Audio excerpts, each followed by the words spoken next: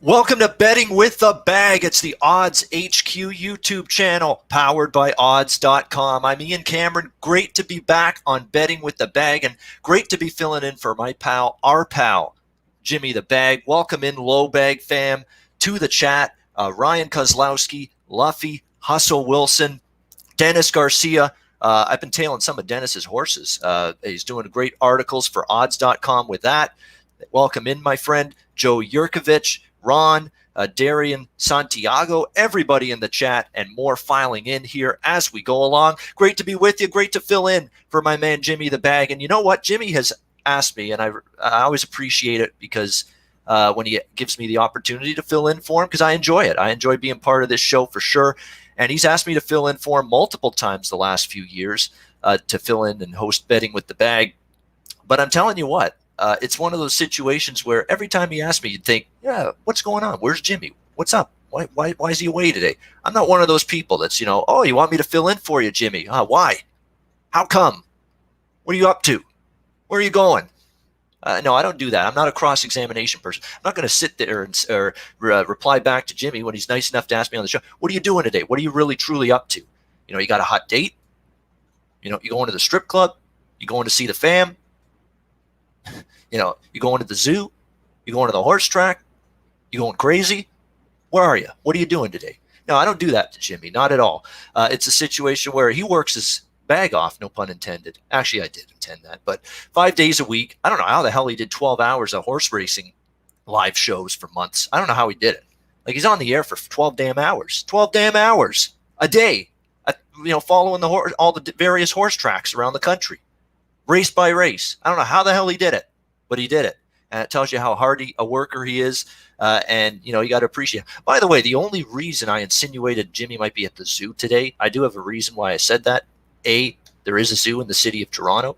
And B, I still remember those videos and those pictures and images down in Costa Rica a couple of years ago where there's Jimmy the Bag just relaxing, just chilling, just having a great time down there with the wild animals and wild creatures of the wild down there in Costa Rica. I still remember, and he enjoyed it. He had a blast down there with all those crazy wild animals down there in the Galapagos rainforest or whatever the hell it's called in Costa Rica. But great stuff. That's why I suggested maybe Jimmy's at the zoo today. But Jimmy, wherever you are, hope you have a great weekend. Hope you cash some tickets as well.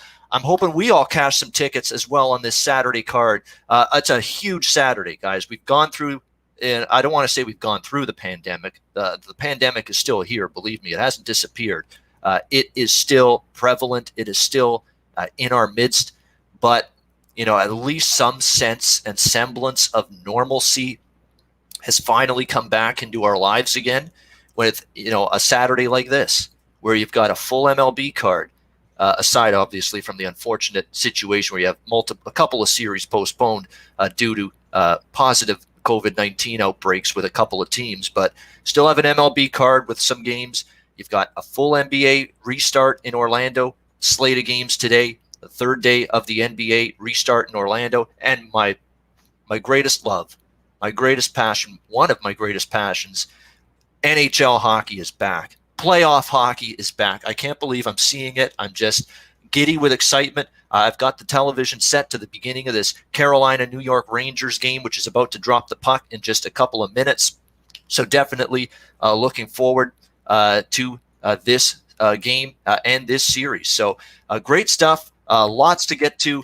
We're going to do this show basically today. I'll try to keep up as best I can with everybody's comments in the chat.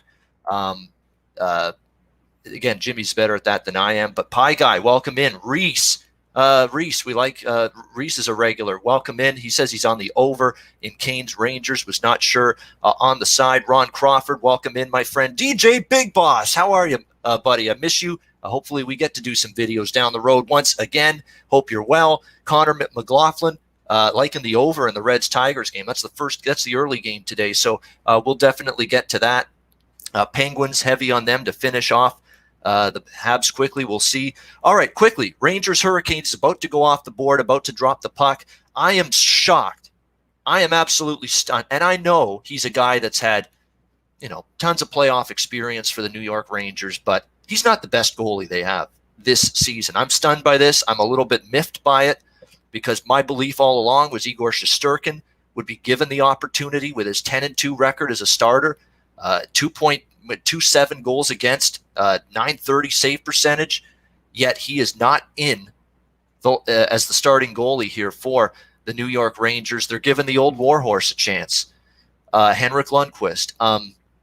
Do they think he's going to just all of a sudden get back to the magic of Lundqvist and the playoff seasons of many years ago? Well, that remains to be seen, but wow. I mean, it's a risky move by David Quinn. Look, if Henrik Lundqvist turns back the clock and can play like he did a few years ago, all right. But if anybody's watched Henrik Lundqvist this year in net for the New York Rangers, he's been a disaster. He's been a mess. He's been weak goals, soft goals, bad rebound control, just his lateral movement, post to post, across the goal crease is not what it once was. Of course, he's had lots of wear and tear on the body, a lot of games under his belt, physical, mental the physical and mental toll, I should say, that takes on a veteran goalie. And there was just no point in any season where you could say with confidence that guy looks like a number one goalie anymore. So it is going to be interesting to see how that goes. And from a totals perspective, look, I'm locked in on the Rangers to win the series. I took the Rangers in game one as well, and I'm sticking with it. I'm locked into it. I'm going to see how the first few minutes of this game goes. They're singing the national anthems right now. The puck is dropping in just a minute or two. But we'll see how the first game. Let's see how Lundqvist is in the first few minutes. Let's see if does he get some shots? Does he have to make some high danger scoring? Does he have to make saves against some high danger chances? And if he does that give him some confidence, settle him down? Or on the flip side, he faces one or two shots and all of a sudden, bing, bang, boom, there's goals for Carolina. And all of a sudden that confidence goes right out the window. So let's see how he fares here. The saving grace for the Rangers in this decision is that Lundqvist in the exhibition game, he did look good. He did look good in the exhibition game against the Islanders. I thought he played fairly well in that game. But again, I'm going to have to wait and see how he plays here. The concern for me for Carolina, guys, coming into this series was, and we'll get off this series in a second. We'll do baseball right after that, but I needed to hit this right off the top of the show here because it's just about to start. Look, Carolina, we can't overlook the fact that they're without two starting defensemen, and you can make a damn good case that the two starting defensemen that are out for the Carolina Hurricanes are two of their biggest, if not their two biggest, impact defensemen. When you talk about Brett Pesce, when you talk about Dougie Hamilton, those are big losses for the Carolina Hurricanes on the blue line for them going into this series. You talk about guys that play in all situations, 5-on-5, even strength, penalty kill, power play time. These are guys that can get it done in all different situations. They're versatile defensemen. They're defensemen that Rod Brind'Amour has relied on in all these key facets of the game, even strength play, special teams. And who's going to fill the minutes now all of a sudden for the Carolina Hurricanes with those guys? Jake Gardiner? He's going to fill the minutes? You ask any Leaf fan known to man, that guy is a mistake and a turnover waiting to happen in the playoffs. I mean, just the blunders, the miscues, he's going to get more time. Let's see what he does with it, unless he's learned from past mistakes. But this is not the kind of defenseman that rises and elevates at playoff time. He's going to play more. Hayden Fleury's going to have to play more. I like Slavin. Brady Shea, former Ranger now with Carolina. Joel Edmondson was a decent pickup as well from the Blues. And they have the veteran, Sammy Vatanen, finally healthy, but the problem is the guy hasn't played in forever. He was injured before the pandemic. He hasn't played in a very, very long time. He's just going to step in there in a playoff game and be on top of his game at his best level. I'm not sold on that by any stretch of the imagination. So there's a lot of proving ground for Carolina with that blue line. Mrazek and Reimer were injured before the pandemic. They came back right before the hiatus, played a couple of games each, but still just a couple of games, and then they're sitting again on their hands for the last 4 months. Are they going to be sharp going into this? We'll have to wait and see. I'm now very tempted, guys, by the over. I know there's a lot of people here. Ryan, Dennis, Connor, you're looking at the over, I see. I'm tempted by it, especially it dropped to 5.5 in a lot of spots, but the noon Eastern time start kind of bothers me. I always worry those very early games like this on the body clock sometimes lead to sluggish play. Maybe it'll lead to sloppy play, but you know what? Let me just see what the current with the total is there. All right, looks like over 5.5 minus 130. I'm gonna lock that in. I'm gonna lock that in. I'm gonna have to see it from Lundqvist, and I'm sticking with the Rangers, but I'm gonna lock in over 5.5 minus 130. That is the live total price that I found just now. But there it is, folks. The puck has dropped. We're underway.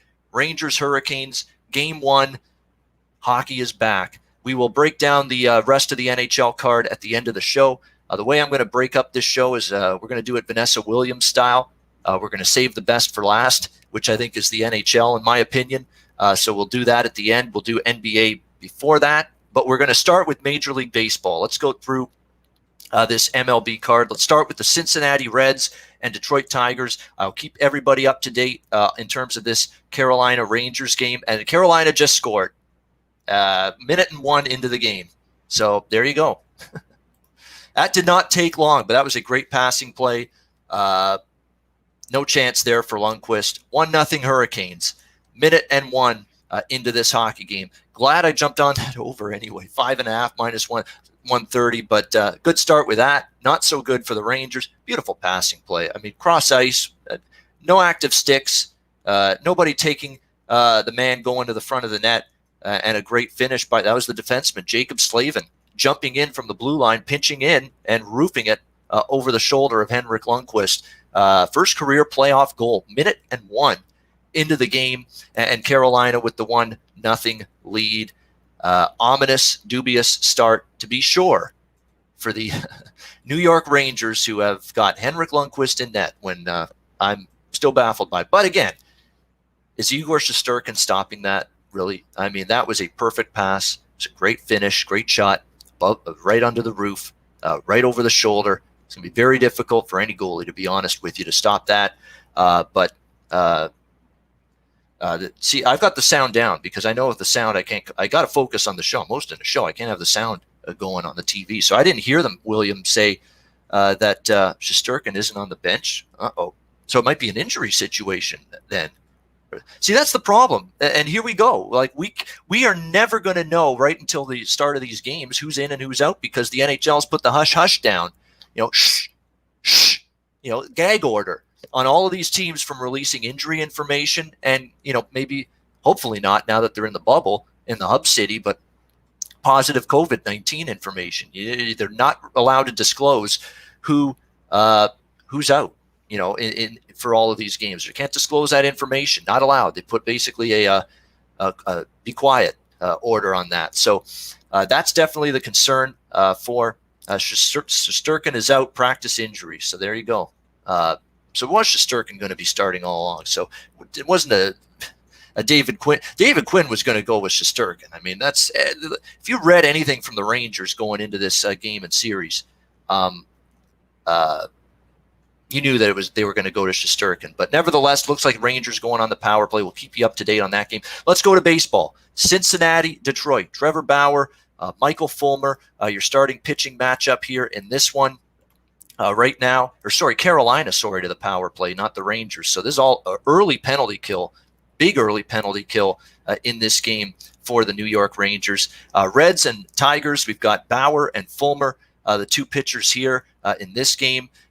Reds minus 175, road favorites, the total 9 in this game. And if you look at the starts this year for Trevor Bauer, in fact, he faced this same Tigers team just a week ago. So even though this is an interleague matchup, they just played each other, these two teams, a week ago. 3-2 win for the Detroit Tigers. And we have a scrap in the hockey game. I'll let that go. We got to get through these games, but crazy start here. Goals, fights, got a little of everything. Trevor Bauer, great start. 1 run, 2 hits, 6.1 innings in that start against the Cincinnati Reds, or against the Detroit Tigers, rather. 1 walk, 13 strikeouts. Talk about having swing and miss stuff. Really, really sharp. Hard luck loser he was in that game, as the Reds just didn't come through with the offense. What else is new? That's basically been the season in a nutshell here for the Cincinnati Reds. Their lineup's been a little bit of a disappointment. And that's been an issue. 2-5 start to the season. How's that hype train sound right about now? How's that Reds hype train doing? not so good at this point in time. Crazy start to this game. You got Carolina already has scored a goal. You got a big fight. You got a little bit of, you got to love it. Playoff hockey's back. It's a beautiful thing. It really is. Great fight there. Ryan Strowman, Justin Williams, wouldn't necessarily expect them to be the combatants, but nevertheless, you got Michael Fulmer on starting for the Tigers. Not a good first start for him against Kansas City. They lost that game 14-6, 4 runs, 5 hits, 2.2 innings of work. I'm not involved in this game, guys. Anybody in the chat, I'm sorry. It's a clear pass for me in this game. When I look at it, if I mean, Cincinnati, I think, has got the edge with Bauer, but look, they're 2-5. They were one of the biggest hype teams coming into the season. They've not lived up to expectations. So when it comes to a team like Cincinnati that's underachieved, I usually don't want to step in and bet on them to get going until I see evidence of a game where they, put it together, they get the lineup clicking, where they get the pitching to be where it should be. And I haven't seen it yet from them. And the Detroit Tigers, all of these teams that were supposed to be bad and bottom feeders coming into the season, Detroit, Kansas City, Baltimore, San Francisco, like it's the first couple weeks of the season, I know, but let's give them credit. They're battling their butts off, these teams. They've been competitive. They've won some games. They've actually been profitable for their backers. I mean, you look at the MLB profitability numbers so far this year, you think, who are the most profitable teams so far this year in Major League Baseball? Well, the top 5 money-winning teams this year: San Francisco, Detroit, Seattle, Colorado, Miami. That's the top 5 most profitable teams this year so far in Major League Baseball. The only team that was expected to be halfway decent of that group coming into the season was Colorado. San Francisco, garbage. Detroit, garbage. Seattle, garbage. Miami, garbage. That's what everybody said about those teams coming into the season. They'd be no good. They'd be lousy. And here they are, 4 of the top 5 most profitable teams in Major League Baseball heading into this season. So that tells you that, you've got to be careful, especially in a weird, unique environment like this, pandemic, no fans in the stands. It's a situation where you've got to be concerned that maybe this is these are teams that, at least early on in a 60-game season, when you have the opportunity to maybe surprise, you at least have some belief early on that, hey, nobody thinks we're going to be any good. But hey, it's a 60-game season. It's a sprint. If we can have at least a halfway decent start, we give ourselves a puncher's chance. So these teams don't believe they're bad yet. That's my point. They're not playing like it. They're playing with energy. They're playing with effort. And as a result, they're probably undervalued until they realize that, hey, we're starting to lose. The confidence is starting to fade away. Then maybe you can start fading these teams blindly. But now's not the time. Look, Cincy's got the edge, but not going to lay the $1.75 price. In my opinion. White Sox and Royals, the next game, Gio Gonzalez on the mound here for the Chicago White Sox, Ronald Bolanos for the Kansas City Royals. We've got the White Sox around -135, road favorites here at Kauffman Stadium in KC. The total 10.5 in this game. Gio Gonzalez, not really sharp at all in his first start. You do have to remember who he was pitching against, though. Talking about a vaunted, prolific, deep, potent Minnesota Twins lineup. 6 runs, 7 hits, 3.2 innings of work for Gio in that start. Twins get absolutely romp over the White Sox, 14-2 in that game. So let's see now how Gio fares here. Step down in class, a lineup that is not nearly as good. Let's see how if he's able to bounce back here. You look at the Royals so far this year, though. They're actually hitting better as a team against lefties. Very small sample size, but Royals this year are just 209 against righties, 277 their batting average as a team against lefty pitching so far this year. So let's see what Gio has going into this start. It's definitely been it was a rough first start for him. Can he bounce back? I don't see much that I really like about Ronald Bolanos, to be honest with you. You look at him in that first outing of the season that he had, not exactly necessarily a guy that I trust. Didn't look very impressive. Didn't have that kind of stuff that jumped off the page at you by any stretch of the imagination in that first start that he had. I think Gonzalez, after facing the Twins, You're not facing that same up and down depth-laden lineup here. White Sox would be my lean here at minus 135. I haven't pulled the trigger yet. I might. Over's a consideration, but it's 10.5. It's a pretty high number. Bolanos, I think, will give it up. Bolanos, I think, will give it up to the White Sox lineup. But the White Sox, again, yesterday, 3 runs. They had to hang on for dear life against, a guy that's just barely pitched above single A, double A baseball yesterday, the guy that was pitching for the Royals. And the White Sox struggled to, come through with guys on base yesterday against him. So, it's a White Sox lineup that's had these inexplicable games like that where, they have a good lineup with Anderson and Eloy Jimenez and Juan Moncada and Jose Abreu. I mean, it's absolutely a team that should be able to find the back of should be able to put some runs on the board and plate some runs, but that hasn't always been the case for the Chicago White Sox against even mediocre pitching. So, the White Sox, I wouldn't talk you out of that. That would be my lean here in this game, minus 135. I'll probably pass on the total just because it's so high at 10.5, but I do have some question marks here about these two pitchers. Let's see what the chat's saying right now. Update that. Connor McLaughlin, Tigers plus 170, says solid look. Look, they're the team that's got the confidence. The Reds don't. So other than, like, if you're the Reds, if I'm liking the Reds, I would maybe go first 5 innings instead, because I think Bauer over Fulmer's an advantage for them. Once you get into the Tigers bullpen was supposed to be really bad, hasn't been quite as bad. The Reds, on the other hand, just a situation for me where their bullpen is kind of underachieved as well. Their lineup has everything. That's why they're 2-5 so far this season. So if you like Cincinnati, I would go first 5 innings with them. That's just something that I would do. Next game, Boston Red Sox, New York Yankees, rivalry renewed. New York Yankees minus 175 favorites here. Total 10.5 in this game.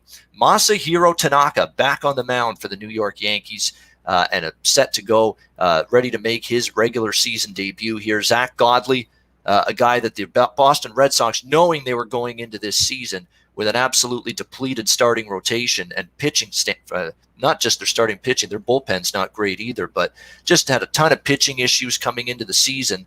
And Boston knew they had to address it. They're going to hope they get something out of Zach Godley coming into this season. He's not going to give them, I think, a lot of innings, and we saw that in his first start. Took him 53 pitches to get through 4 innings, but he did shut out the Mets. No runs, 4 hits, no walks, 7 strikeouts. So positive signs, for Zach Godley going into this start against the Yankees. Masahiro Tanaka, will have to see if he's ready to go and ready to be firing on all and ready to go right off the hop. His first start of the season. It's a guy as well that, they didn't have the regular training camp and spring training portion of this season to loosen up the arm either and just get himself into rhythm of pitching, every 5 days. He's not a guy I'm rushing to lay the price here, minus 175. I got to see what Tanaka brings to the table here in his very first start. I got questions about that. Certainly 10.5. Yankee, I'll tell you what, Yankees I'm not betting unders with. We know that lineup is absolutely outstanding.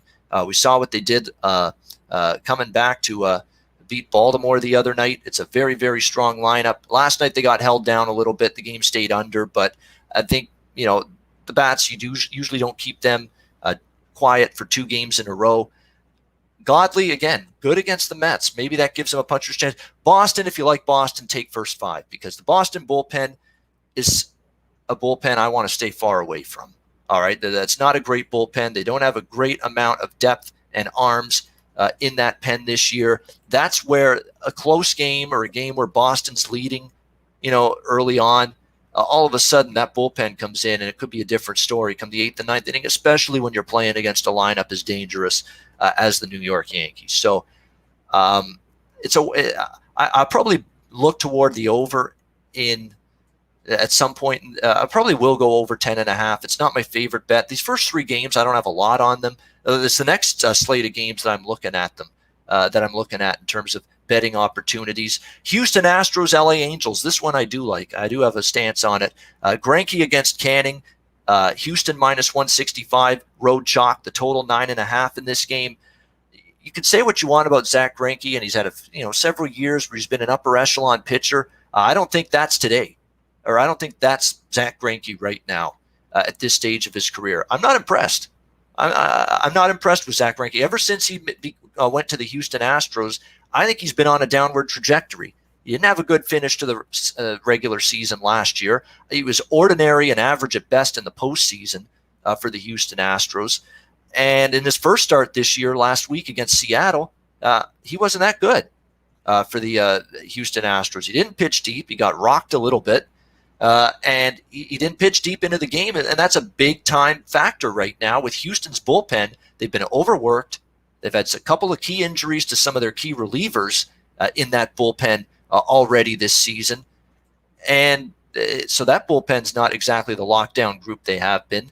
And a guy that didn't pitch deep the first game. So this is an opportunity, I think, for the Angels maybe to do some damage going into this start against Greinke. I cashed an over ticket with Zach Greinke and the Astros in that game against Seattle last week, and I'm going right back there today with over. I got over 9 with some juice, but I like it at over 9.5 as well at even money. And I don't trust Griffin Canning on the other side of this pitching matchup for the LA Angels. He got rocked in his first start. Houston Astros. Yeah, at times their lineup has been shut down. People are obviously, needling them as well. Anytime the Astros don't score in a game, people are needling them, and I don't blame them. Hey, when you're not banging the garbage cans and you're not cheating, all of a sudden you're not exactly smoking the baseball. You're not exactly tearing the cover off the baseball anymore. I know a lot of people have said that sentiment about the Astros these couple of games where their lineup's been held in check, but I don't think this is going to be one of those games where they're held in check.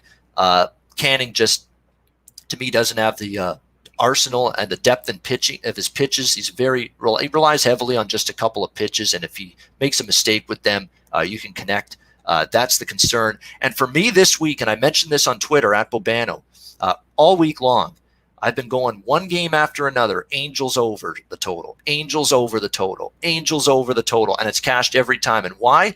You pinpoint these bullpens that suck. You pinpoint these bullpens that just flat out can't get outs. You pinpoint these teams with bullpens that can't bridge the gap from the starter to the closer. And that's the LA Angels bullpen to the nth degree. They have no reliable arms to get themselves from the starter to the closer. They don't. And even the closer's nothing to write home about. Robles for this team.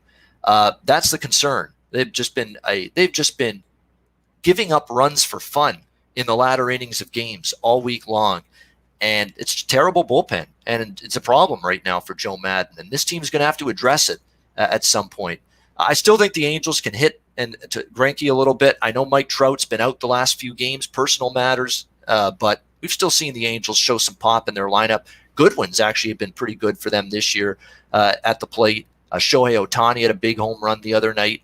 After a slow start to the season, he's showing signs of maybe getting it going. So it's definitely a situation. We got our first example of the NHL playoffs of the coach not happy with a penalty call. Rod Brindamore's given it to the refs as the Rangers just got a power play opportunity. We'll see if they can make the most of it, still trailing 1-0 right now. First period, 11 minutes to go in that opening period. But getting back to this game, Greinke and Ron Crawford brings up a good point about his away splits. He's been better on the road here, and maybe that helps him a little bit, but we'll see. I mean, this is a new season. Let's see if he can, maintain somewhat of a stable performance on the road. That's the question. Certainly, I don't want to back the Angels. I've just circled Zach Greinke as a bet against pitcher, which is why I'm not backing the Astros, but I can understand why some people do like them. They are the better team. The Angels just can't get outs right now, especially from their bullpen.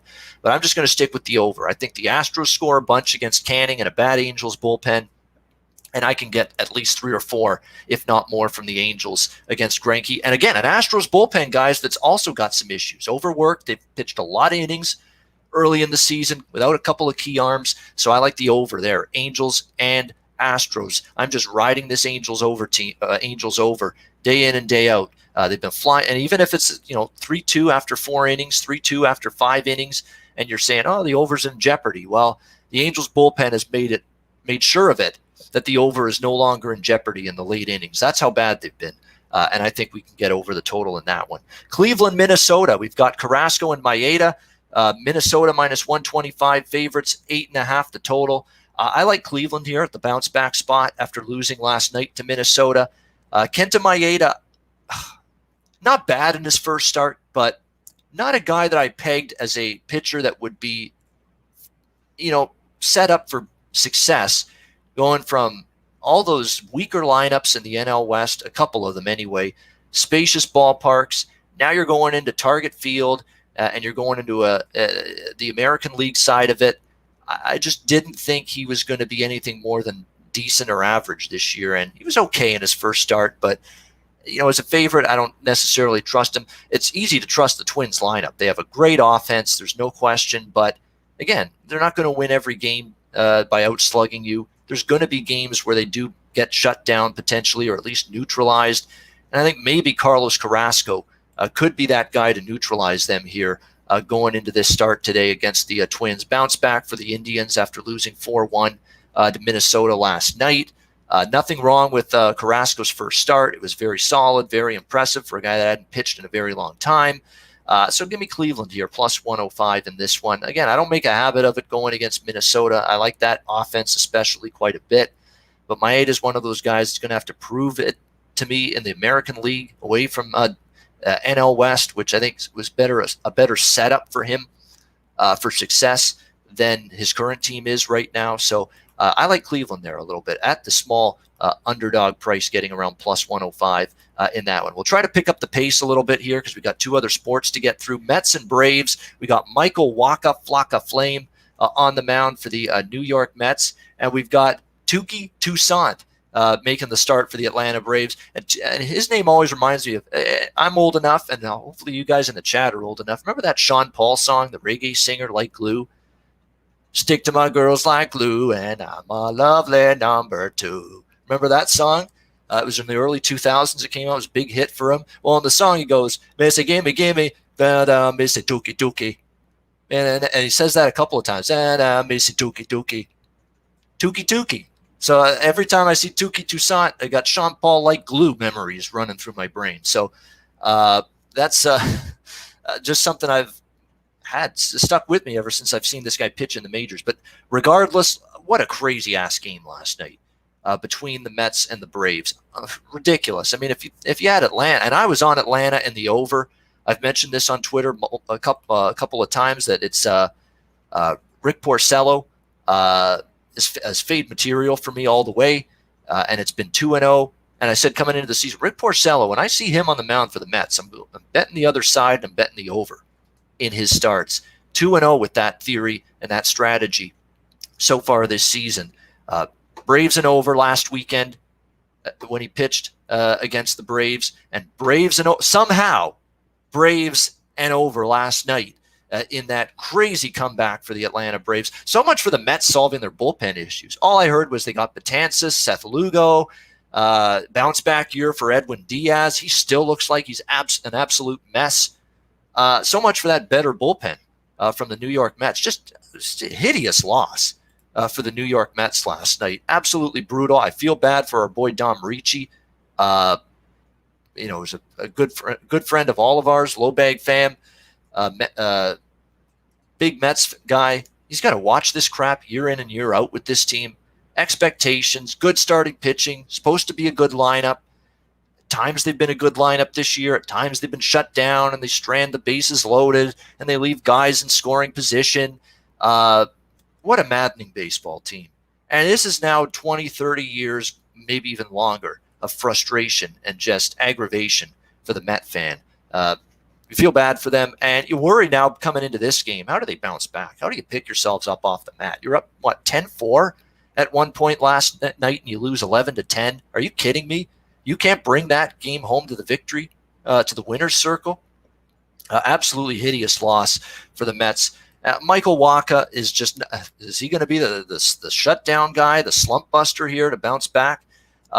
First start was all right for him against Boston. I'll give him that. 1 run, 5 hits, got through 5 innings, and nothing to complain about. I need to be convinced, though. I need to see a second start. Again, we see this so many times. The guy's decent in his first start, but not necessarily able to finish that or be as consistent the next time out either. We'll have to wait and see how he pitches here in this one. Touki Toussaint, this is a guy that's been a reliever a lot, the spot starter at times. He looked like a spot starter earlier this week against the Tampa Bay Rays. He started in that, or pitched in that game, 6 runs in just 2.2 innings. The Rays absolutely clobbered the Atlanta Braves 14-5 in that game. So again, with 2 fatigued bullpens, I can't say they're necessarily 2 good bullpens either. The Mets haven't had that better bullpen so far this year that I thought they would. The Braves bullpen is okay, but it's not locked down. I'm staying off the side. I'm just going to go over the total, over 10 minus 120. That does make some sense to me. I know sometimes after those wild, insanely high-scoring games one night, it could go the other way the next. It's always a thought in the back of my mind, but I do think the over's worth a look there. Tampa Bay Rays, Baltimore Orioles, Glasnow and LeBlanc, the 2 starters here. Rays minus 235, road favorites, the total 9 in this game.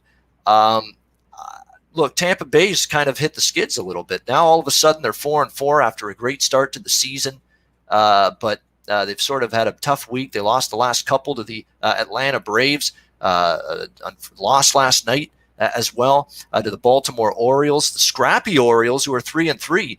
First game of this series or last night. So this is a scrappy Baltimore team. Don't tell the Orioles they're supposed to be one of the worst teams in Major League Baseball. They're not buying into that yet. You have seen this team, fight the good fight early on this season. So the Rays now 3 straight losses for them. I think I'm not a big spot bettor or a spot handicapper when it comes to baseball, but for the Tampa Bay Rays, I think this is a good get well situation for them here with Glasnow on the mound for them. You look at his first start of the season. It was very solid. Only went 4 innings, but gave up just 1 run, 9 strikeouts, racking up the Ks. Tyler Glasnow in that first start against the Atlanta Braves. So really, really positive stuff. Had swing and miss all over that particular start against the Braves. So a really good sign for him there. On the other side, you've got Wade LeBlanc, who I thought was going to get absolutely crushed in his first start by Boston, but he was manageable. I think later in that start, he was starting to finally wear down a bit, and Boston was starting to get to him a little bit. But still, to think that you got 5.2 innings, 4 runs, 4 hits out of soft-tossing Wade LeBlanc in that game, you'll take it if you're the Baltimore Orioles. Can he give you something respectable once again here in terms of this start tonight against Tampa Bay?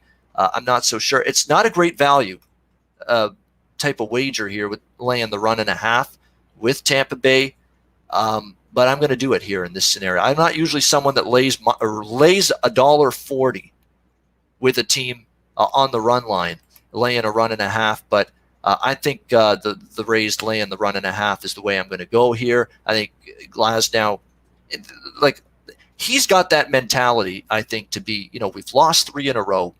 I want to be the slump buster. I've got good stuff. I'm going to go out there and get the job done. I think he's got that ability tonight against Baltimore. Iglesias, by the way, questionable for the Baltimore Orioles to be in the lineup going into this game tonight as well. So that would be a little bit of a blow to the Orioles lineup as well. Give me Tampa Bay here on the run line, laying the 1.5. That will be an official play for me as well going into this one. Yes, you're right. I mean, the Carolina Hurricanes look solid. The Rangers did have a couple chances, but this has been a period where Carolina has been the better team. There's no question. Rangers going to have to look toward waking up a little bit, and they're down 1-0 right now. So we'll keep an eye on that, though, and see how things go. LA Dodgers, Arizona Diamondbacks. Julio Urias for the Dodgers, Luke Weaver for the Arizona Diamondbacks, minus 150 for Urias here, 9.5 the total. I just happened to stumble upon some good player quotes from Julio Urias, the lefty for the Dodgers, earlier this week, and one of the things that he said was, "I feel I'm ready to take that step. I feel I'm ready to become not only a consistent every 5 days member of this starting rotation for the Dodgers. I think I can help. I think I can dominate. I think I can be someone we can rely on. Everybody talks about Buehler. Everybody talks about Clayton Kershaw. And Urias wants to be a guy that to step up and fill that, who's going to be that reliable third starting option for the LA Dodgers. He wants to be that. He's motivated. He says he feels as good as he's felt throughout his entire major league career.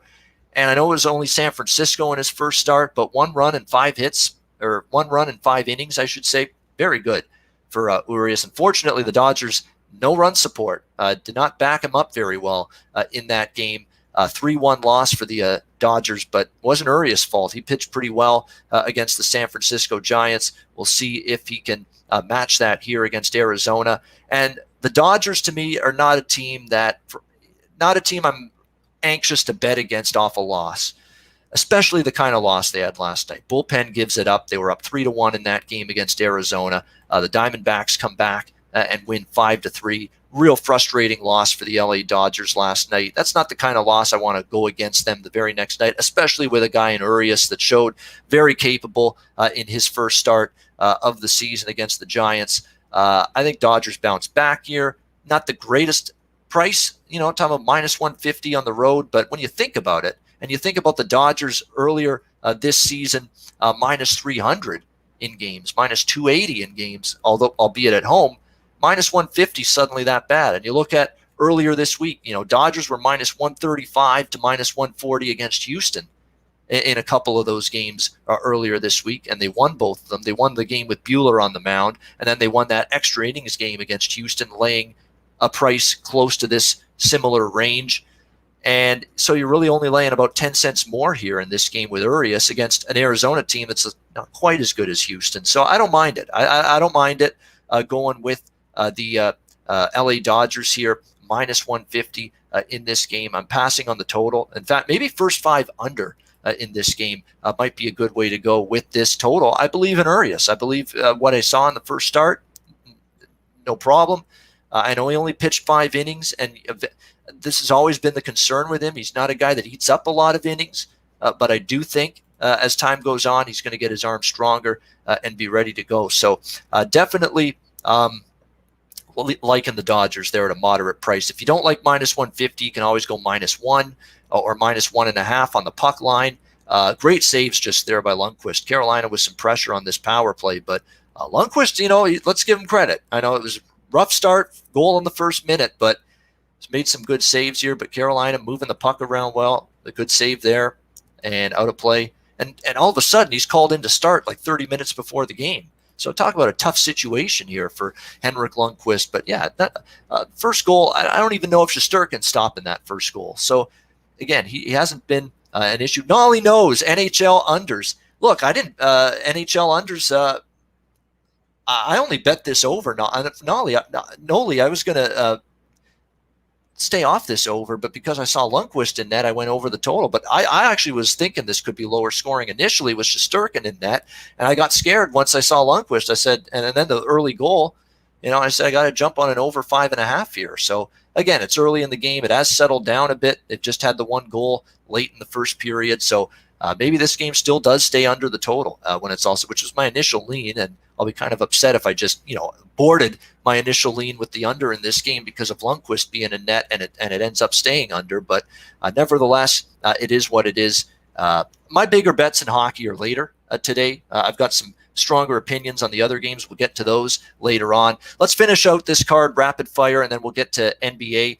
Padres and Rockies, Lucchesi and Freeland, -110, 12.5 the total. Look, Lucchesi on the road, forget it. Lucchesi is fugazi on the road, as I like to say. Lucchesi is fugazi on the road. You get him at Petco Park, all right, you can back him there. You can be serviceable there.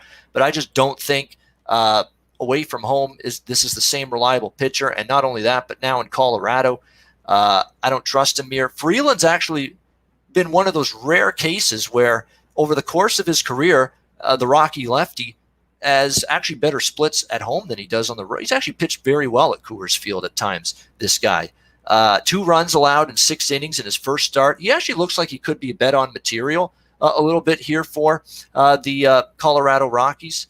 Pretty solid first start. Now, it was in Texas, and I know Globe Life Park in Texas is now a dome stadium. There's not that insane 90, 100-degree Fahrenheit Texas heat to make the ball scream off the bat like there used to be. So that's part of the reason why we've seen a few more unders this season in Texas. The lack of the open air stadium, the lack of the heat getting in has been an impact toward totals in Texas games. But nevertheless, I do give Kyle Freeland a lot of credit. That's a very, very high total there, 12.5. It's just for me a question of what are you going to get from Lucchesi here on the road, where he can be very, very, very dicey. And that's the concern. I'm passing on this game overall. I believe. You know what? Actually, no, I'm not passing. I'm passing on the total. I did bet Colorado minus 110 I just like Freeland. Freeland was good in this first start. I don't trust Lucchesi on the road. Now, maybe I think I'm also going to have to, consider some insurance, not life insurance, first 5-inning insurance in this game, because what I saw from the Rockies bullpen last night was not pretty. All right, not pretty whatsoever. Wade Davis, terrible job trying to hold that lead late against the Padres. Brutal loss, blowing the lead against the Padres. That bullpen was worked pretty heavily. I don't know if I'd want to ultimately trust them necessarily here, this bullpen of the Colorado Rockies. So I'm going to probably make this a split wager, half of it first 5 innings on Colorado, half of it on the full game, just in case, we run into some bullpen issues again with the Rockies. But I think Freeland does have the chance to control the proceedings through the first 5 innings and be able to get the job done and at least give the Rockies a chance to have the lead after the first 5 innings. So right now, definitely looking at Colorado, first 5 and full game, splitting up the wager, half and half, first 5 and full game on the Rockies. Looks like we're going to get out of this first period 1-0 Carolina, and it looks like if you bet the under in the first period, 1.5, you're going to cash your ticket. So good job there if you had under 1.5 goals in the first period of play. Pirates and Cubs, we've got Keller against Chatwood in this one. Chatwood and the Cubs minus 180 in this game. Total 9 pretty much across the board here. Not really 2 pitchers I trust, but the Pirates lineup, I mean, it hasn't been impressive. To say they're sketchy would be an understatement with this Pirates lineup. 2-5 on the season. Not exactly a group I trust. Chatwood was actually, I don't really like Chatwood all that much, but I'll give him credit. He absolutely befuddled the Milwaukee Brewers in his first start. 1 run, 3 hits, 6 innings, was very solid. You got Mitch Keller for the Pirates, 1 run, 2 hits, 5 innings, but again, not a guy I consider a bet-on pitcher, but they were both good in the first start. So it's one of those situations where I'm sitting this game out. I'm not a big Keller fan. I'm not a big Chatwood fan. Last year, they were up and down. This year, they had a good first start. That's why I'm going to pull back on betting against either one. Let's see if they can have a good second start. But I'm going to need to be convinced of it and see it before I back either one. So that game is a pass. Oakland, Seattle, we're down to our last 2. Oakland minus 145, road favorites, total 9.5, shaded to the over, minus 120. I like the over a little bit here, 9.5 minus 120, but I like the Oakland side even more, laying minus 145. I'm kind of bothered that I like so many of these favorites in the moderate range, like the minus 140 to minus 160 range. I feel like I'm on a lot of these sides today, but I like Oakland here. Bounce back time. It's time to wake up. Time to get the offense going. It's time to get the bats going. It's been disappointing with Canna and Olsen. Chris Davis, where the hell's he been so far? We need to get this Oakland lineup going. It's been disappointing. I think today's the day because Yusei Kikuchi is just hideous. He's awful. He wasn't very good last year. He was lit up like a Christmas tree in his first start this year as well. He's not a guy I have any faith in. The Seattle bullpen's another one of these bullpens that is very, very leaky in the latter innings of games. This is, look, if the Oakland lineup doesn't hit today and tonight, Kikuchi's terrible. Seattle bullpen you can't trust. This ain't the spot for the if this isn't the spot for the Athletics to get their lineup going, then I don't know what to say at this point. This is a good matchup for them. It's a struggling pitcher. It's a pitcher they've seen a lot because they play Seattle many times during the season, playing in the AL West. This is an opportunity for the Oakland Athletics to get going. I like that side, minus 145 in this game. Smaller bet on the over, bigger bet for me, Oakland minus 145 in this game. Kikuchi's just fade material. I think that's another game where I bet over the total with Kikuchi in his first start. And I do like the over. The one concern here is Fiers is pretty good. He's that kind of that guy when a team's in a funk and a losing streak, he can go out there and pitch 6 innings or so of 2-run baseball, 3-run baseball. He's more than capable of doing that. So, Oakland money line, if you want to enhance the value, I wouldn't talk you out of Oakland run line, Oakland team total over. All of those are in play for me in this game against Seattle tonight. That would be the way I would go in this game. I also like the full game over just because Seattle's lineup's been better than people thought, including me. This has been a better lineup than I thought they would be. J.P. Crawford, Nola, Kyle Seager's still on that lineup. Lopez has hit well. The guy with the long name evades my memory right now. He's been really clutch for them at times in this Mariners lineup. There is definitely lots to like with this Seattle team offensively. They've been a better hitting team than I thought they would be. So that's why I still lean over. And they're another team where I bet quite a few Seattle games over because of the leaky pen and the suspect starting. So lots of things I'm looking at here. Oakland full game over. Oakland first 5, Oakland team total over. All of them make sense to me in this game. Texas, San Francisco. Jordan Lyles just keeps on finding a job somewhere. He's starting for the Rangers. Drew Smiley, the lefty, for San Francisco. Texas minus 115, slight road favorites, 8.5 the total in this game. Only 2 innings for Jordan Lyles in his first appearance of the season against Arizona, but shutout in 2 innings. Solid work from him. Drew Smiley, on the other hand, he's actually been good so far. 2 appearances. He pitched one inning in relief early in the season. And then after that, a couple days later, pitched 3.1 innings in a starting role, 1 run, 4 hits against the vaunted LA Dodgers lineup. So solid signs, at least, from Drew Smiley so far this year. Now, the Texas Rangers, it's worth noting, for the last few years, I don't know if it's going to carry over into this year. So make sure you're aware of that. But the last few years, they've not been a good lineup against lefty pitching. They just haven't. They've not hit lefties very well. To be honest with you, this year, they haven't hit righties very well either. I mean, 169 as a team against righties, 2 runs per 9 innings against righties. They've actually been better. Their splits have been better, Texas, their lineup against lefties. Not that they've been great against lefties, 203 batting average as a team, 3.94 runs per game, but the runs per game jumps nearly double, from 2 runs per game against righties to 3.94 runs per game against lefties. Again, a very, very small sample size. You can't, judge it extremely, what any team's done so far to this point. But Texas has been a little bit better than they've been so far years past against lefty pitching. Maybe this game stays under. Lyles, against a soft-hitting Giants line. They did hit last night, the Giants, but they're not a potent 1 through 9 deep lineup by any stretch. Pitching at AT&T Park in San Francisco, or Oracle Park, I should say, should give San Francisco or Jordan Lyles the opportunity, to get a couple of turns through this lineup and be able to hold the fort. Smiley, on the other hand, pitching at home, he's pitched solid in his last start against the Dodgers. Maybe a first 5 under, because again, bullpens with both teams a little iffy, especially San Francisco. Take those bullpens out of the equation. I find more and more, especially in this era of Major League Baseball, guys, you take the bullpens out of play if you like the 2 starters, because there's so many of these situations where it starts off low scoring and the bullpens just explode late in the game and it ends up flying over the total. So it's definitely something you want to be aware of. So maybe a first 5 under, or under, as my good friend who's just joined the chat, Dom Ricci, would say. Dom, how are you? Welcome in, my friend. It was great doing the hockey show with you earlier this week. It's great to have hockey back.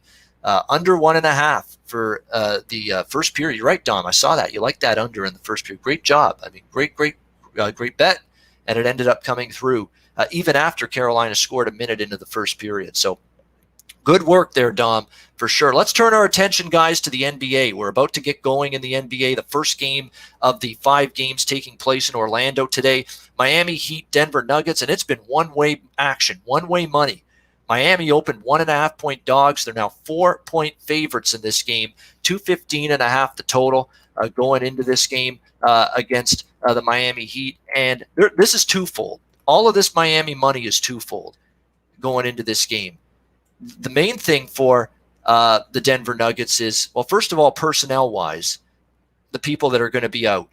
Jamal Murray, the big one, out for this game. Gary Harris, out for this game. Will Barton, out for this game for the Denver Nuggets. So there you go. Those are 3 big pieces of the Nuggets team. And if you read anything from head coach Mike Malone of the Denver Nuggets going into this 8 games of the regular season, he didn't mince words in saying, I could give a hoot what we do here in these 8 games.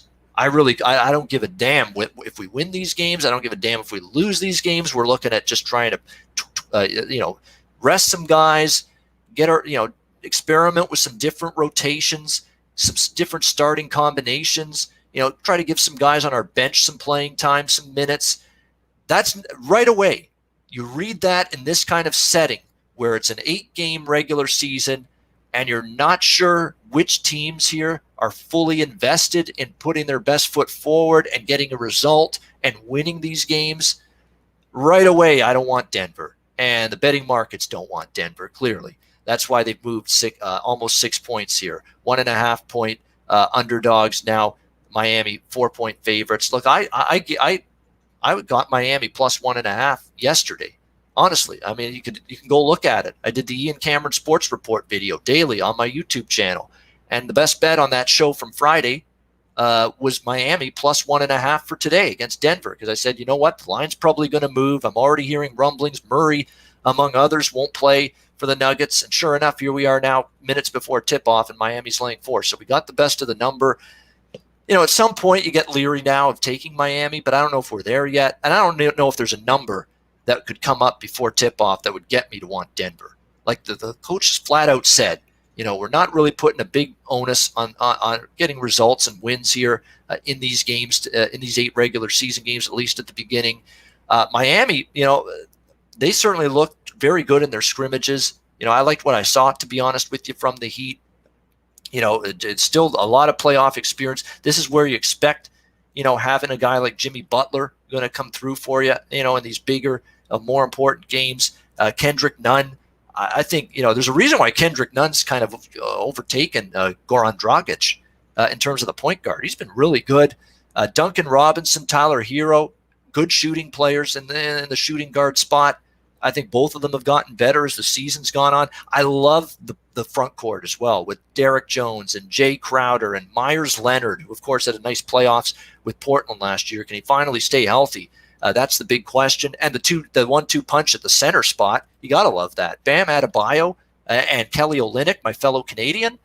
It's a good little 1-2 punch there in the center position for the Miami Heat as well. They play defense. They're well coached. No Eric Spoelstra. Win or lose, Eric Spoelstra is going to have his teams usually well prepared to play. I like Miami there. Again, it's a question of value now. It's 4-point favorites for the Heat after they were underdogs at the Open, but I don't want Denver. Miami or pass. And all of these totals, it's worth noting, perfect sweep with the overs yesterday in all the Friday NBA games in Orlando. That doesn't necessarily mean it's going to translate, though, to today, so be careful. I think a lot of people are falling into the pitfall here of betting what they saw yesterday. Every game today, Miami, Denver, Oklahoma City, Utah, New Orleans, LA Clippers, Philly, Indiana, Toronto, LA Lakers, every game has taken over money here today because of all the high-scoring games yesterday. I still like to individually handicap every game. Every matchup is different. You can't put a blanket statement on everything. Every game went over the total yesterday, so every game's got to go over the total today. It doesn't work that way. You still have to make your adjustments, or you still have to do your handicapping on a team-by-team and game-by-game, matchup-by-matchup basis. And that's why, anybody that's hammering these totals over, I wish them luck. But there's really only one over that I really, really like today, and we'll get to that later on. Utah, Oklahoma City. OKC 1-point favorites, 216 the total. It's another total where it's gone up. The side has pretty much stayed pat. What do you make of Utah? And I'll ask people in the chat, everybody that's NBA guys in the chat. What do you make of Utah's win against New Orleans? Do you look at it that Utah, give them credit? They played well, they rallied, and New Orleans didn't? Or, was it more Utah playing really well, or New Orleans just not really playing any sort of defense, especially in the second half, and even more especially in the fourth quarter of that game? I mean, there was no defense. Rudy Gobert was getting to the rim, the alley-oops. I mean, could you defend the rim? Could you stop the ball could you stop penetration inside? I mean, it was just a free pass for anyone on that Utah team in the fourth quarter to just get to the rim. Their defense just disappeared. I know people are saying Zion Williamson reached his 15-minute limit that Alvin Gentry set for him in that game, and that's why they lost. I'm not so sure. I mean, that's a team thing. That's a team concept. Playing defense is something you do as a team, not just as an individual. So even if Zion comes back into that game in the latter stages, if they're going to, even with Zion on the floor, if you're going to show me that kind of defense at crunch time with the game in the hanging in the balance and the game on the line, not good enough from New Orleans. Not good enough for a team that's hoping to go on a run and get themselves back into a playoff spot in the Western Conference. So that's what I've got issues with New Orleans. We'll get to them, but I will give Utah credit. Utah didn't have Bojan Bogdanovic for that game, and I thought that would be a significant absence, a significant loss for them in terms of the offense he provided. Dude was having a career season for the Utah Jazz this year before he got injured. It was a big loss for that basketball team, and the fact that they were able to rally and be able to get the job done without him on the floor, rally from a halftime deficit, that's a positive sign. This is also the first game, I believe. It is the first game, and there's a couple of games that fall into this angle. You got one team that's played a regular season game already here in Orlando in these 3-court venues that they're using, and you have a team that hasn't yet. Is that an advantage for the team that's already played a game? In this case, Utah. Oklahoma City, this is their first regular season game. Is that going to be an advantage here for Utah, that they've already had a game with the starting rotation intact, that they've already had a game trying to work out the kinks? So that's something to monitor here. This is a watch and learn type of game for me. I didn't necessarily think Utah was all that invested, in winning games here in these 8 games, but the way they rallied against New Orleans, against a team that needed that game in a big way, impressed me. I want to see how Oklahoma City does. That does matter to me a little bit, especially with Oklahoma City favored, in this game. So Oklahoma City not only hasn't played a game yet in this venue, but they're favored. They got to win the game as well. So to me, that could be something that's in Utah's favor. Again, I'm still, after that comeback win, you could also see Utah fall a little bit flat potentially today. So there's a lot of back and forth I'm going through with this game. And when that happens, that means I'm passing. I'm passing on the side and the total. Dennis Garcia saying, I would think it's an advantage. Yeah, it possibly could be. It possibly could be. Utah's defense, even though they came back and won, New Orleans' defense, especially in the fourth quarter, was worse. Utah didn't defend very well either. And Utah had a shit ton of turnovers in that game. They treated the basketball like a hand grenade. Darian Santiago, I see you're leaving, but thank you for watching. No problem. Go watch the basketball. Miami-Denver's about to start. I get it. We got games popping off morning, noon, and night these days with everything coming back at the same time. So I'm not involved in that game. New Orleans and the LA Clippers. We've got the Clippers -5, 232 the total. Clippers, you got to keep an eye on who's exactly going to play today and what changes, if any, there are going to be from what they put out there the other night in the Battle of LA against the Lakers. From what I'm seeing, Lou Williams is obviously still out. Montrezl Harrell is still out for this game for the Clippers. It doesn't look like they're going to get either guy back. That's a concern. However, the Clippers, you look at it, no Montrezl Harrell, no Lou Williams, and there they were right down to the wire with a chance to beat the Lakers. And you could say the Lakers, no Avery Bradley, no Rajon Rondo. They had injuries of their own as well. But, in terms of this particular game, I think you could make a case Clippers, even with all the guys they had out, you give them credit for almost beating the Lakers. And, of course, when Paul George shoots the way he did in the second half of that game and Kawhi plays the way he did throughout that game, you're always going to have a chance to win games. You've got the Clippers coming off that frustrating loss. I think because Clippers are – this is tricky because the Clippers, you would think in theory, after a loss like that, we don't want to lose 2 in a row. We want to bounce back. We're into this game. We're locked in. We want to beat New Orleans. But where can they go? Where can this team go from a standings perspective? They can't move up. They're pretty much locked into the second seed at this point. Where is that incentive? There's not really a whole big seeding incentive on the table right now for the LA Clippers. And they not only have to win this game with still a somewhat shorthanded lineup, they got to win by margin. They got to win by 5 or more against a team that needs this game like oxygen. And even though the Pelicans let me down against the Jazz on Thursday, they were favored in that game. We know the Pelicans are somewhat not trustworthy as favorites. Now they're back in a point spread. You look at the Pelicans, getting points as an underdog against teams that are as good or better record-wise than them, they've stepped up in these kind of games.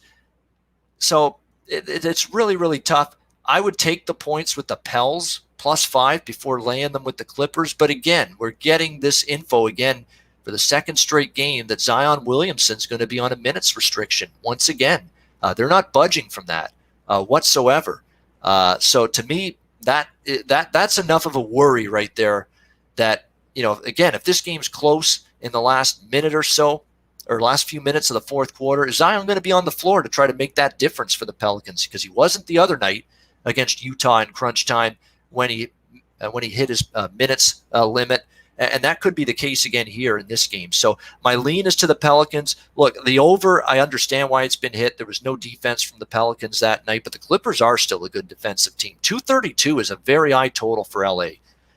So you worry about the values gone at this point. But I would just lean New Orleans just a little bit in that one. Philly and Indiana. Philly, 6-point favorites, 220 the total in this one. I actually did a video and article at odds.com for this game. Sixers and Pacers. Lonzo did suck, Manny R. Thank you for that comment in the chat, Manny R. Lonzo, that was brutal. That was Lonzo Ball of early in his career. And I was giving Lonzo credit in the video, saying he's not jacking up bad 3-point shots. He's not turning the ball over like he used to. What the hell did he do in that game against Utah? Jacked up bad 3-point shots and turned the ball over. Back to the old Lonzo Ball, back to the old recipe.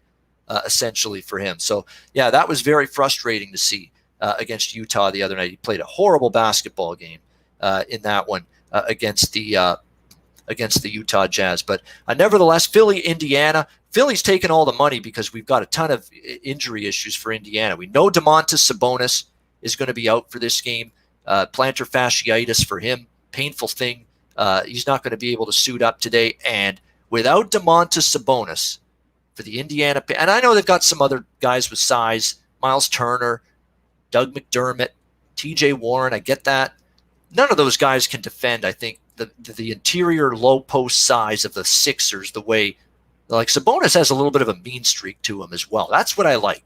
And when you've got to face a Joel Embiid and a Ben Simmons down low, and you've got to contest them in the paint and in the low post, and you don't have a guy like that on the court to help you out, makes me wonder, can the Sixers just get to the rim with ease today? Easy baskets in the paint. And Indiana, by the way, I made sure I looked this up. I want to know how many points in the paint they give up, this team on average. Indiana's only 15th in the NBA defensively in terms of points in the paint allowed per game. I mean, that's middle of the pack when everybody's healthy, including Sabonis. Now you take him out, and you would expect this to be a below-average interior defense today for the Indiana Pacers. That's how I see it. I think Philadelphia, again, when you force them to the outside a bit more, you contain that inside, and you don't let Embiid and Simmons go off. It gives you a much better chance of success against the Sixers. That's where I think the Pacers are going to struggle today without Sabonis. However, And I know there's a rush to Philadelphia here. They opened 4-point favorites. They're up to 6 now because Sabonis is out. Oladipo's a game-time decision. They have Nate McMillan saying he's waiting right before the opening tip-off to decide whether he's going to play. And now, by the way, is word that Malcolm Brogdon is not even a sure thing to suit up today. Like Oladipo, he was at shoot around this morning, so that's a good sign. But what's this Malcolm Brogdon here? All of a sudden, Brogdon neck injury. He was a participant in shoot around, so take it with a grain of salt. Usually, if you're participating in shoot around, you've at least got a 50-50 chance of playing. So with Oladipo and Brogdon, I'm going to lean toward them being in. Again, we don't know that for sure yet, but I'm going to lean toward them maybe playing in this game, being in the lineup. We know Sabonis won't be, though, and that is where I think Philly could feast offensively inside. But I do think Indiana, is capable offensively. They scored 110 points per game on average in the regular season in 3 head-to-head meetings against the Sixers. I don't think, and Philly's defense doesn't travel as well. They play good defense at home. Their defensive numbers have been worse away from home. And here's why I'm not laying 6 with Philly. If you want to, maybe put them in a money line parlay, but Philadelphia is 10-24 straight up, 9-23-2 against the spread away from home this year. Terrible. I mean, they have shown you no ability whatsoever to consistently win games and cover points. But think about that. They're 6-point neutral court favorites here away from home, and their record away from home is 10-24 straight up this year. That's not a team I'm laying 6 with. All the personnel issues be damned with the Indiana Pacers. I'm not going to lay a full 6 points with Philadelphia here. They need to show it to me first. I would, in fact, at the inflated number after the lines climbed, I would actually play Indiana or nothing at all in this game. Rangers just came close to tying it on the power play. But I do like the over because I think Indiana's going to score. Philly's going to play with pace. I think Philly can get whatever they want offensively inside. Indiana will have very little answer. I know the totals climbed big time. It was as low as 213 or 214, this total, and it's 220 now. So, again, you've lost some value, but I would still go over the total. I've got a better number. I took it at 216, but even at 220, I would lean over the total here because I just think Philly's going to have a field day just with these layups, putbacks, dunks. They'll be able to do a lot of that in this game today with not as much rim protection on the floor for the Pacers. Last game in the NBA for today, Lakers and Raptors should be a good one. How about the Raptors taking money? This was Lakers laying 4 initially, down to 2.5, 223 the total in this game. Another game where the over's been hammered. If this total keeps going up like this in this Laker-Raptor game, like it's 223 here now, the total in this game, I'm going to get interested in the under. These two teams play defense. These are two of the best defensive teams in the NBA. I know the Lakers play above average pace. The Raptors like to get out and run off a missed shot as well in transition. So there is going to be some pace. But you're talking about elite defensive basketball teams and a total of 223 now in this game. That's a little too high for me. I know everyone's in love with the overs here today because of what they saw yesterday in these games in Orlando. I'm not one of those people in this game that wants the over. I think I'm going to let it keep creeping higher. It's already gone up, way up to 223, and maybe look under the total. Big save Lundqvist there. Wow, and a breakaway by Carolina. Still 1-0 Hurricanes. Yeah,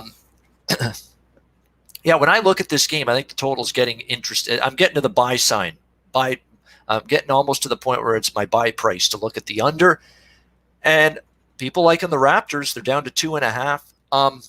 Look, from a spot perspective, you can't love it for the Lakers. They're off the gutted out, intense, defensive, intense battle with the Clippers. They wanted to win that game. They wanted to make a statement, prove that point. And you're already seeing it. And actually, you're seeing, apparently, we know Rondo and Bradley are out. I'm seeing game time decision for Davis and James, although I would think LeBron and AD are going to play here in this game. Yeah, Davis is probable. So this game time decision nonsense is just that. I think these guys are going to play James, LeBron, and AD. That's just old news. Kyle Kuzma as well. They're showing him as a game-time decision. He played against the Clippers. He should be fine. Yeah, they're all fine. Kuzma is going to play likely. AD is going to play, and LeBron James as well. So, yeah, definitely. This is a situation for me where, the Lakers look like they're going to have their hands on deck, but are you ready to they wanted the game badly against the Clippers. They showed it, and they were great in crunch time. The defense they played on the final possession for the Clippers was outstanding. We'll see if they can bring that same level to the table as well here in this game against the Raptors. And for the Raptors, this is another game where the Lakers have played already and the Raptors haven't. And normally I would shy away from backing teams like the Raptors in this spot, playing a team that's already had a game under their belt. But the Lakers are coming off the big win against the Clippers. They're pretty much locked in and sealed away with the number 1 seed in the West. There's not that balls to the wall mentality necessarily for the Lakers. As for this game, maybe as much as the Clippers. Toronto, depth galore. I mean, you look at the two teams right now in terms of depth, especially with the injuries to the Lakers with Bradley and Rondo. The Raptors have better bench depth by far. I mean, one of the best benches in the NBA. I definitely lean Raptors here. And unlike the Utah-Oklahoma City game, Oklahoma City, the team that hasn't played a game yet, was the favorite there. You're still getting points as an underdog with the Raptors, at least, as a team that hasn't played yet in this game against the Lakers. So you get a little bit of a better number. I would lean to the Raptors here. Again, 4 was a bet for me. I put it in my pocket at +4. 2.5, I still lean that way. Even if the Lakers pull out a 102-100 win, Raptors cash at +2.5. So I think it's down to the wire. I think it's a close game, and I think the Raptors plus the points. And I'm definitely more interested in this under. Keep climbing. It's up to 223. I'm going to wait to see if I get 224, maybe even 225, because everybody and his brother is in love with these NBA games over the total after what they saw yesterday with every game soaring over the total. So I'm just going to wait it out, hope I get the best number possible, and then go on the under at the best number I can get. All right, let's do the 4 NHL games remaining today. Chicago-Edmonton, game 1 of their series, and then we'll wrap up the show. We'll try to get this done within the next 10 minutes. I don't want to go longer than 90 minutes. Edmonton, -150. You can legitimately actually say here home favorites because they're playing in Edmonton. The total 6 here, pretty much across the board in this game. So we'll end up seeing how it goes. Carolina's just scored on the power play.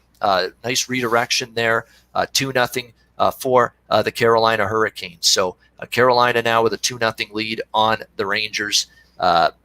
So Rangers now need the next goal. It's a lot of time left. But the Rangers definitely need the next goal in this game against the against the Carolina Hurricanes. But great redirection by the Hurricanes. Yeah, wonderful goal there. Svechnikov putting it on a tee for Aho, and a great redirection. And the Carolina Hurricanes up 2-0 now on the New York Rangers. So a good start for them. They've been the better team so far. So, the Rangers dropped this first game, and I'm on them to win the series. No beefs. I mean, they haven't played all that sharp so far today. But nevertheless, like I said, we've got lots of games. Let's go Chicago-Edmonton. Look, I like Edmonton to win the series. I think they win game 1. I don't love -150 laying that price in game 1 of a series, but I can't trust Chicago's defense. 27th in the NHL in high danger chances allowed. Corey Crawford had very little training camp with the team. He had a shortened training camp because he arrived after his quarantine session from having the coronavirus. It's a bad blue line. Like Brent Seabrook is out. Duncan Keith can't play the minutes he used to. Connor Murphy's coming back from injury. I like Calvin DeHaan, but he's coming back from injury and hasn't played in months. He's going to be sharp right away off the hop. I'm not so sure about that. There's just a lot of concerns and question marks I have for the Chicago Blackhawks to match up defensively. The Edmonton Oilers, people thought before this is a 2-player team. They rely too much on Draisaitl and McDavid. Nobody else can step up. That's changed a bit. They moved Ryan Nugent-Hopkins to the wing. They brought up Kailer Yamamoto, who's been excellent for them, been a big-time offensive difference maker for the Oilers. They get Tyler Ennis and Andreas Athanasiou at the trade deadline. This is a team for the Edmonton Oilers that definitely has more offensive depth than they used to, and I think it's going to show. I mean, this is not James Neal's on a fourth line, and I know he's streaky. He can go 8 games without a goal, but then he can score you a goal in 8 straight games. That's James Neal, and he's got that potential in him, and he's on a fourth line for the Edmonton Oilers. So don't tell me this team doesn't have depth anymore. They do offensively, way more than they had last season and early in this season as well. That's a good sign for the Oilers moving forward. Chicago's strength is offense. And if I'm Jeremy Colleton, I say I don't trust them to. They've struggled with speed. They've struggled with elite playmakers all year defensively. We need to score if we're going to win this series. And they have the offense, the Chicago, to at least, pester Edmonton's defense a bit. Edmonton's a better defense than they were, but they're not an elite defense. You've got DeBrincat, Kubalik, who's had a great year, Kane, Taves, Saad. You've still got plenty of offensive weapons for the Chicago Blackhawks. And I'm not sold on Smith and Koskinen either, the goalie duo for Edmonton. They're going to have to prove it to me. I love it. Look, this has been an underpalooza in the exhibition. So far, the Ranger-Carolina game is trending under the total, and maybe we're just going to have a bunch of unders. I can't see it. I can't see it. I don't see it in this game, and I can't see it, and I don't see it in this series. I like the over in this game one, over 6 minus 115. It's one of the few sixes. It's a 6 for a reason. I think the offenses will rule. We like the over quite a bit, Chicago and Edmonton, and a smaller play for me on the Oilers. Moving on, Florida, New York Islanders, game one of their series, Islanders minus 115. The total, 5.5 in this game. Look, I don't want to overreact to an exhibition performance, but Florida getting blasted by Tampa Bay 5-0, bad defense, bad goaltending, all of the things that have haunted them all season long, back in play again. Not good. And Bobrovsky was terrible. Maybe he flips the switch and is all of a sudden great today, but I'm going to have to see it. For the money he got paid by the Florida Panthers, he was not good at all this season, well below average. That's bothersome for me and with a defense in front of him that's not very good. An Islander defense that, to me, top to bottom, is a lot better than the Florida Panthers defense. They're just much better discipline, much better structure from the blue line out on this Islanders team. Adam Pelech was injured before the pandemic. He's healthy. Johnny Boychuk as well. This entire Islanders team has all hands on deck and ready to go in this series. And the one concern for the Islanders is at times this year, the goaltending from both of their goalies. Varlamov and Greiss was kind of up and down, but they've got a better defense playing in front of them than I believe Florida has playing in front of Bobrovsky. So I like the Islanders in game one. I'm staying off the total because if I like the Islanders in the game in the series, which I do, chances are it's going to be a lower scoring. If the Islanders have their way, they're going to want to win 3-1. As Dennis Garcia in the chat has just said, 3-1 New York Islanders. That's the way they want to win games. We'll see if they're able to right now. But 3-1 Islanders, yeah, definitely. That's the kind of game that they want to play. Lower scoring, keep the chances at a minimum. Don't get into a track meet up and down the ice with Florida. That's the way Florida's got to play. And they've got the offense. The Panthers with Dodonov, Huberdeau, Barkov, Mike Hoffman. It's a good offensive team, but the Islanders, I think, are just the overall much sturdier defense. Barry Trotz at postseason time usually wins at least a series every year, like he did last year when the Islanders beat Pittsburgh in the first round. So I like the Islanders there, and Islanders-Panthers under 5.5. William McInnes liking the under as well. Yeah, I mean, if you like the Islanders, I think it's correlated this series and the games in this series. If you like the Islanders, it's probably more likely to stay under. If you like Florida, there's a chance you're going to get higher scoring games if Florida's going to have success in this series. So that's the way I see it. I like the Islanders here, minus 115 in game one. Montreal-Pittsburgh now, 2 night games to wrap up the first day of NHL playoff action. Pittsburgh minus 160, favorites, 5.5 the total in between these two teams. This is one where I'm very, very up in the air with the total. 5.5 on paper for Pittsburgh usually looks low, but they are a team that the more I see them, the more they're perfectly content and happy with winning games 2-1 or 3-1. I mean, they've really kind of developed into that. We score when we have to. We score with the power play when we get a good opportunity. But, it's a situation where they don't feel the need anymore to just explode on the scoreboard for 4 or 5 goals a game. It's a much lower scoring Pittsburgh team. Before the hiatus, Pittsburgh had scored 2 goals or less in 8 of their last 11 games. So this was not a team that was lighting up the scoreboard. Despite the fact they brought in Patrick Marleau and Connor Sheary at the trade deadline to give them more offensive depth. But this is not a team that lit up the scoreboard in bunches. So you look at it for the Pittsburgh Penguins, I'm not so sure that this is a team that's automatically, because you see a 5.5, the game's going to go over the total. Montreal has to keep these games low scoring. You look at Montreal's lineup. Once you get beyond the first 2 lines, you get beyond Jonathan Drouin, Philip Deneau, Brendan Gallagher, Thomas Tatar, and you get past some of those bigger players up front for them in the top 2 lines, Suzuki. There's a drop-off offensively. And when you look at the top 2 centers for Montreal, Philip Deneau is actually a solid center. I don't know if he's a number 1 center, but he plays hard. He's pretty good defensively as a center iceman as well. He's the number 1 center. You've got the youngster, Nick Suzuki, in his rookie season as the number 2 center. And they're going to be good players for the Montreal Canadiens in the long run. But in this series, you've got to match up with Deneau and Suzuki, 1-2 center icemen, against Crosby and Malkin. I mean, that is a tough assignment. That is a very, very difficult ask for the Montreal Canadiens. We'll see if these 2 guys are up for it. That remains to be seen. This is a game where I don't want to get involved in it. I like the over in the Edmonton game. I like the Islanders. This game is one I want to sit back and watch.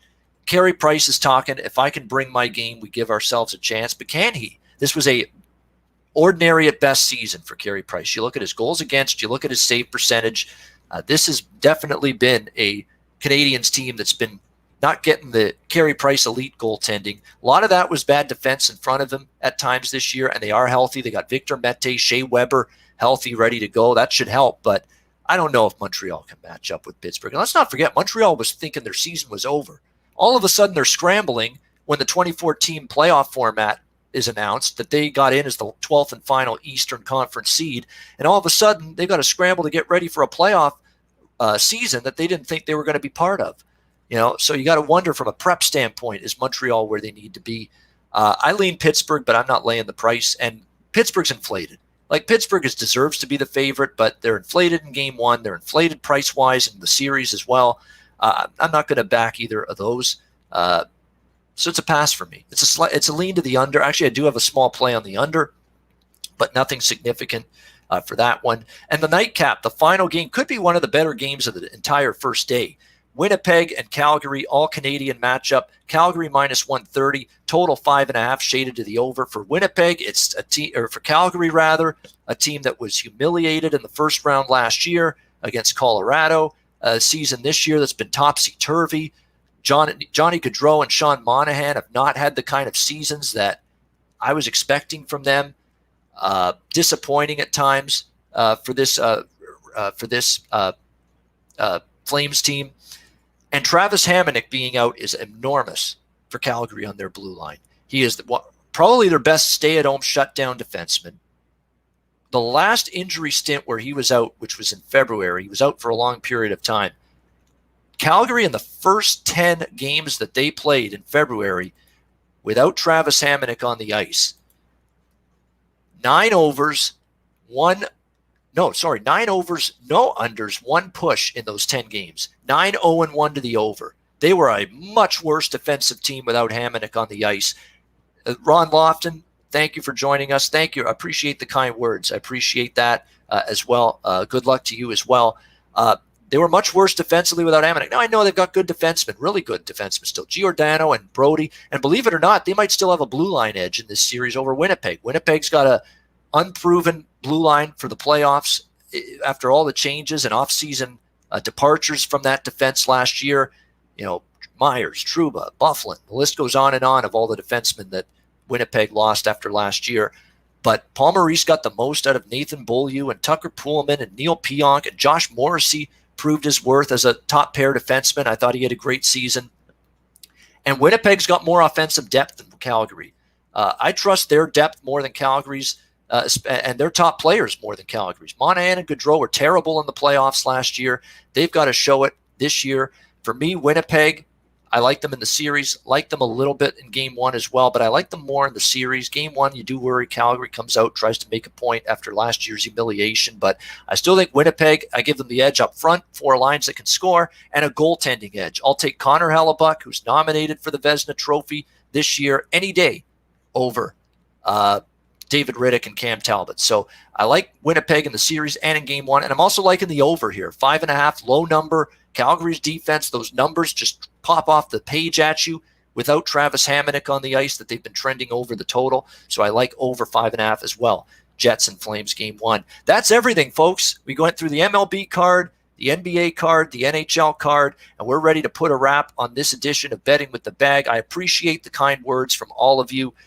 Ryan, Kozlowski, Ron Lofton, Reese, William McGinnis, Mike Vardella, Canadian Capper, Andrew G, Nate Dogg, Lamont Williams, Robert Allen, Leo Leon, Gary Patterson, or Gray Patterson, I should say, Alex Ramirez, Mr. Spidey. What's our Spidey play today, Alex Ramirez?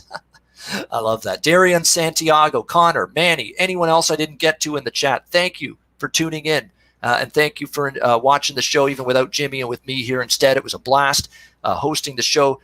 Jimmy will be back with you on Monday, noon Eastern time, with the next edition of Betting with the Bag. Thank you guys for watching, whether it's NHL, NBA, Major League Baseball, doesn't matter the sport, UFC even, which we didn't get to, but all of these sports taking place today. Whatever the sport, good luck with your wagers. Cash those tickets. The show will be back with Jimmy in the host chair on Monday, and I can't end the show without, you know what? And by the way, I got to mention this. Every time now, and I've been following soccer. I'm not a big soccer fan, you know that, but I've been following soccer a bit when it was one of the few sports going a couple months ago. And, you know, there's this Italian Serie A team, Lecce. Every time I hear Lecce and see that Italian soccer team in Serie A, I keep thinking of Jimmy now, doing his, wrangling his fists together and doing Lecce Elos bookmakers. Every time now, I think that's the first thing that pops into my mind now. I see the Italian soccer team there, Lecce. And it reminds me of the old Lecce Elos bookmakers ending for Jimmy at the end of this show. So I'm not going to end this show and sign off without one. Let's do it, guys. Have a great Saturday. Rangers just scored to make it 2-1. They're back in the game. Have a great Saturday. Good luck. And as always, let's do it. Lecce Elos bookmakers. Let's do it. Have a good one, guys.